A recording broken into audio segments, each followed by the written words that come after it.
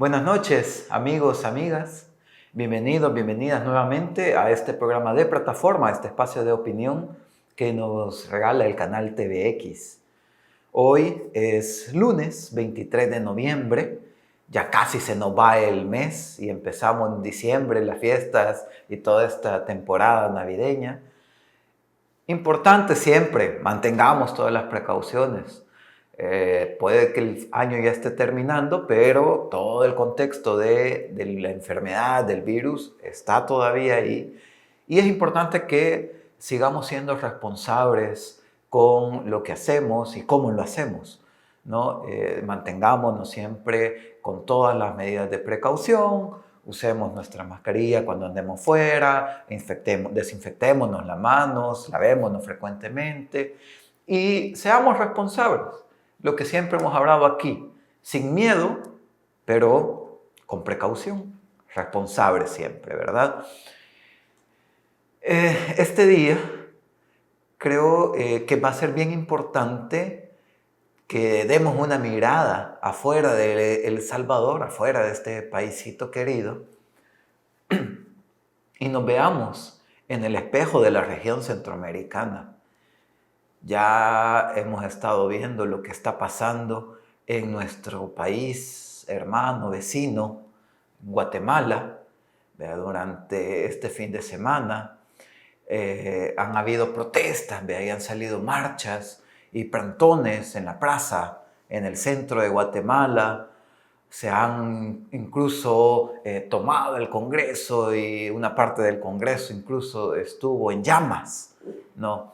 Estamos viendo entonces toda esta movilización social que hay aquí cerca en nuestro país vecino, en Guatemala. ¿Vea? Que eso tampoco está desconectado con lo que hemos venido viendo que está pasando en la región. No vayamos tan lejos. En el tiempo, en Chile, recientemente están en el proceso de cómo crear una nueva constitución, pero una nueva constitución participativa que asegure el derecho de participación de las mujeres, de los pueblos indígenas, de los pueblos originarios, que ponga constitucionalmente la protección social, que amarre constitucionalmente ejercicios de transparencia, rendición de cuentas, de participación ciudadana, ¿verdad? Y todo ese proceso inició ahí en Chile en octubre del año pasado, cuando unos jóvenes y unas jóvenes de secundaria comenzaron una protesta por el aumento del pasaje en el metro, ¿no? Y la consigna era que no pueden haber educación, porque las distancias que tenían que recorrer eran muy grandes, ¿verdad? Cuando se aumentaba ese pasaje. Eso era parte del concepto de educación que se tenía, la movilización necesaria para que estos jóvenes puedan llegar a sus centros de estudio. Y la protesta inicialmente era: no vamos a pagar ese pasaje, y se saltaban los molinetes que hay para pagar. Y la protesta de los jóvenes y las jóvenes de secundaria en Chile en octubre del año pasado comenzó así, saltándose molinetes del metro público para no pagar ese aumento del pasaje. Que ese aumento del pasaje en Chile era, al final de cuentas, ya todo el estallido de una olla de presión que se venía acumulando ya desde hace ratos en Chile. Y que mucho tiene que ver con todo el sistema previsional chileno. Ese era uno de los grandes componentes del gran malestar social, porque el sistema de pensiones chilenos estaba justamente abandonando a todas las personas, adultos mayores, dándoles pensiones de hambre, y a la clase trabajadora, a quienes estaban trabajando, quitándoles su cuota para la pensión, teniendo conciencia ya que las pensiones que genera ese sistema no iban a ser las suficientes. Y eso ya era un descontento que se venía acumulando en Chile, que se venía también acumulando con todas las reformas que se estuvo dando por las presidencias de Piñera, en las que se iba desmontando muchos de los sistemas de protección social que se lograron implementar en la época de Michelle Bachelet, ¿no? Entonces, nuevamente, cómo el Estado va retrocediendo o cómo iba retrocediendo el Estado y cómo eso fue generando todo este ciclo de manifestaciones y de protestas sociales en Chile. Y que ha sido un proceso largo, un proceso en el que estas luchas por las pensiones que venían de las generaciones, digamos, anteriores, con las protestas por el aumento al pasaje que venían de las juventudes, y el malestar de todo el sector trabajador por los salarios bajos, por los altos alquileres, por la falta de protección del Estado y regulación del Estado, por la falta de transparencia del Estado, esos tres elementos se juntaron a las tres grandes generaciones. Y fue lo que empezó a dar el impulso del malestar chileno, de la protesta chilena, y cómo se fue avanzando también en la movilización, de la protesta a la propuesta también. Y ahí es donde se han podido comenzar a armar bloques para construir esta nueva constitución. Una nueva constitución en Chile, pero que viene surgida de las demandas ciudadanas, de las demandas populares, de este malestar social. Y es una constitución que va a estar dirigida, el proceso constituyente, por representantes indígenas, por mujeres, por juventudes, no por la clase política, no por las instituciones del Estado, porque el pueblo chileno identifica muy bien que son las mismas instituciones del Estado las que han generado o las que han aprovechado y las que han propiciado estas condiciones. Porque al final de cuentas el que lo genera es el sistema económico, este sistema económico capitalista, exportador, y un Estado que lo permite. Entonces, el pueblo chileno muy bien ha identificado que el sistema económico está en la raíz de todo este gran malestar, pero que son también las instituciones del Estado quienes logran perpetuar, que le dan el marco jurídico, el marco institucional, el marco regulatorio habilitante para que se vayan generando todo este proceso de exclusiones y de vulneraciones a las grandes poblaciones, a las grandes mayorías excluidas. Y ese proceso es lo que ahora estamos viendo en Chile con la constituyente y con esa nueva constitución que se está generando. Y algo que lo que tenemos que aprender de esa experiencia chilena es esa pluralidad que ha existido, tanto en la lucha popular, en la calle, pero también pluralidad en la construcción de las propuestas y pluralidad en la capacidad de diálogo con todas estas poblaciones vulnerables o vulneradas, que han sido tradicionalmente vulneradas. Una constituyente, ¿no?, realizada por pueblos originarios, realizada por mujeres, realizada por juventudes. Ahí está la fuerza. Esa es la fuerza del proceso popular chileno. Esa es la fuerza del proceso constituyente que se está gestando en estos momentos en Chile. Que la fuerza no está en las instituciones, que la fuerza no está en los partidos, que la fuerza no está en personajes de la vida política. La fuerza está en la gente, la fuerza está en los pueblos y particularmente en estos sectores, en estas poblaciones que han sido tradicionalmente excluidas. Ahora veamos un poquito también lo que está pasando en Guatemala. Ya vimos cómo este proceso en Chile, vimos que fue un proceso que vino, aumentó y se está dando y se está gestando porque se han logrado concretar propuestas. Y ahora veamos también lo que está pasando en Guatemala, porque el caso de Guatemala también es bien interesante y es bien importante que lo estudiemos y que intentemos entender un poco lo que está pasando ahí. Porque lo que está pasando en Guatemala tampoco es nuevo, no es de esta semana, no es de este fin de semana que se viene dando todo esto que estamos viendo en Guatemala. nuestros hermanos guatemaltecos y nuestras hermanas guatemaltecas tienen ya también todo un proceso de lucha y tienen ya todo un proceso de movilizaciones.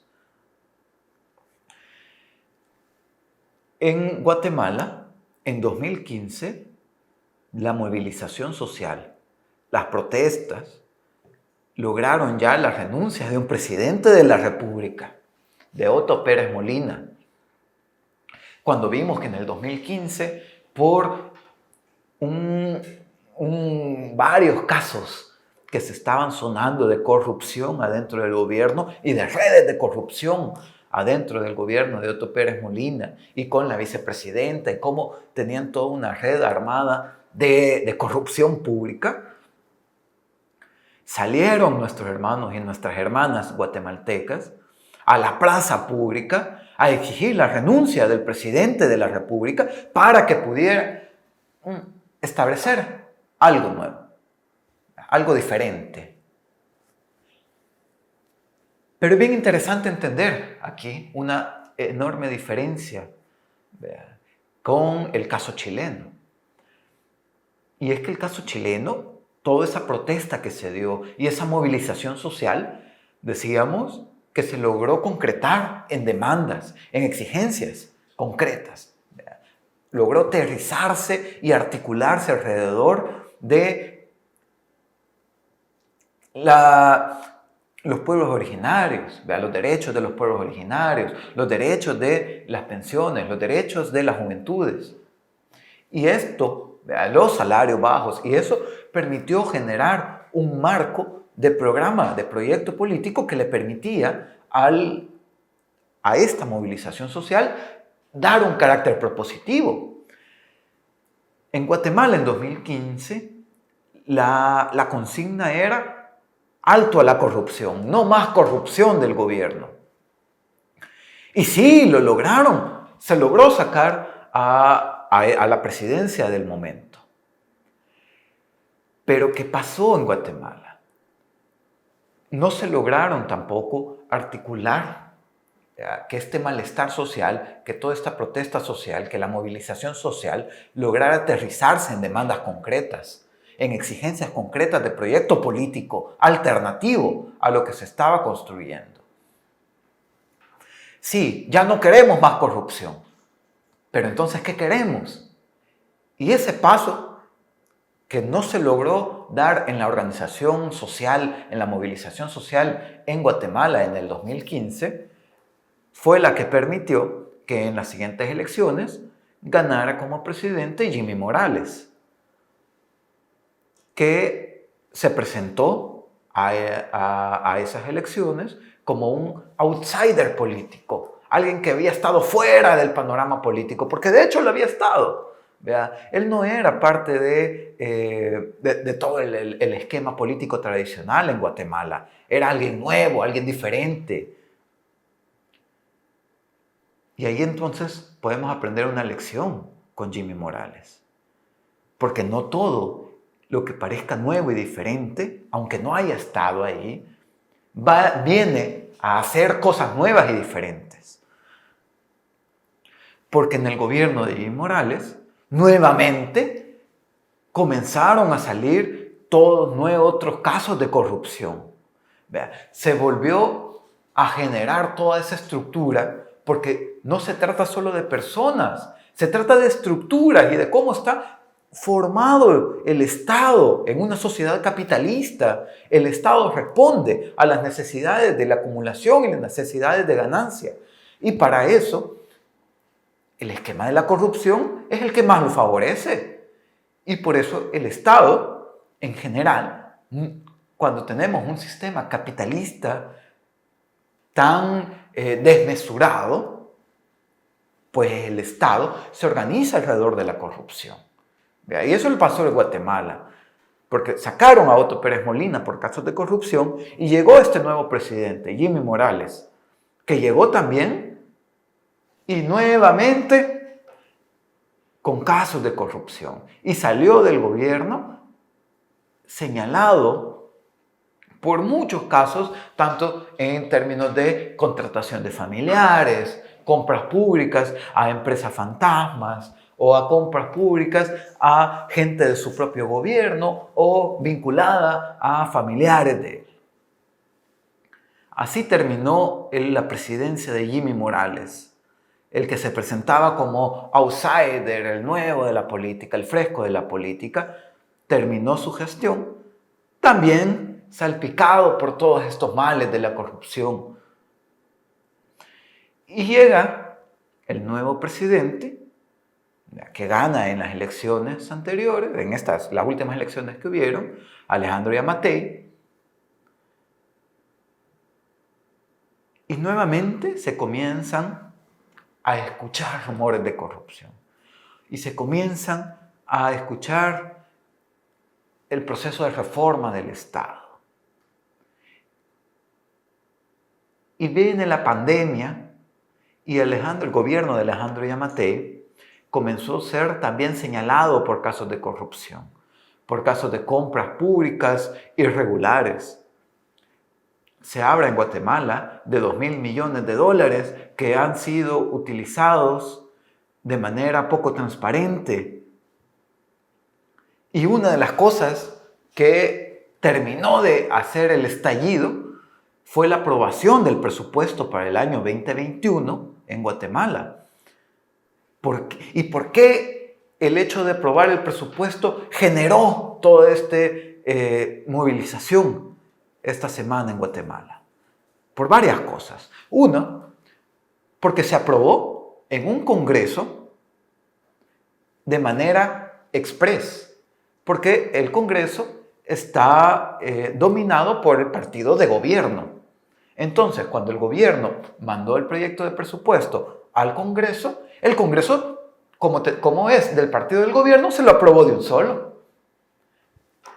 Y cuando se lo aprueba de un solo, hay varias cosas que no se dieron a la discusión y que la población, la sociedad civil, la ciudadanía sí los vio y sí los está exigiendo. Cosas como que en ese presupuesto que presentó el gobierno de Alejandro Yamatei iban recortes en áreas sociales, iban aumento de la deuda pública.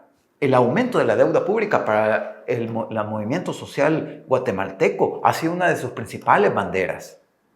Y si nos vamos a ver los datos de la deuda pública de Guatemala, vemos que en el 2019 la deuda de Guatemala era del 26% del Producto Interno Bruto. O sea, de todo lo que produce, el 26% era deuda en el 2019.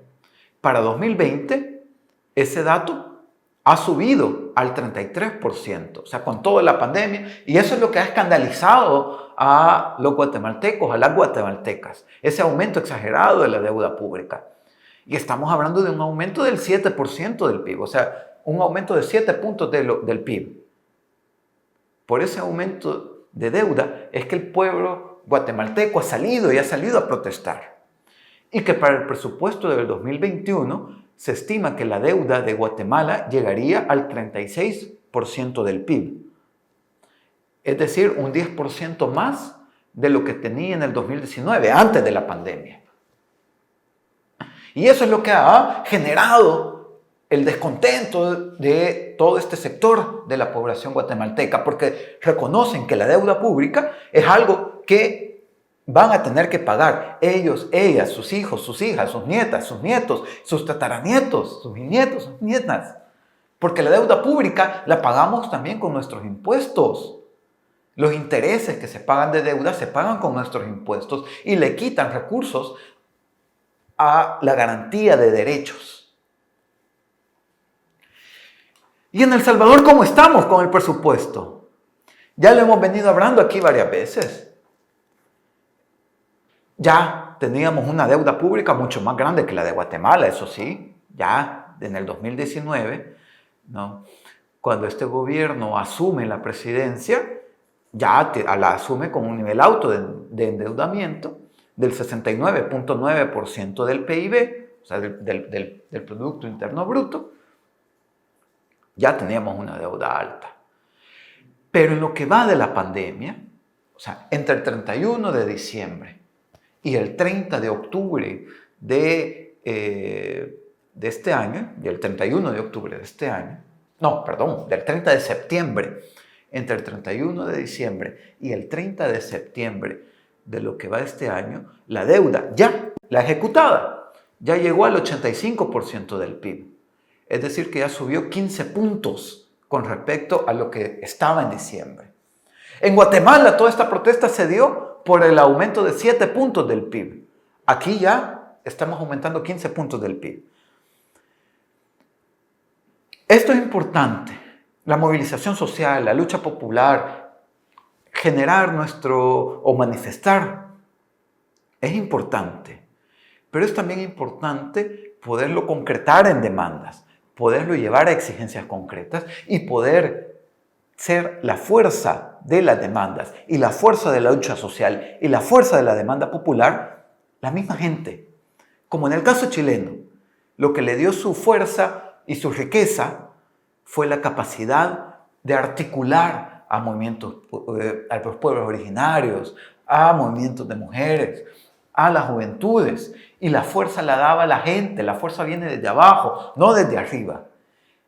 Eso es lo importante para poder ir construyendo realidad, para ir construyendo alternativa.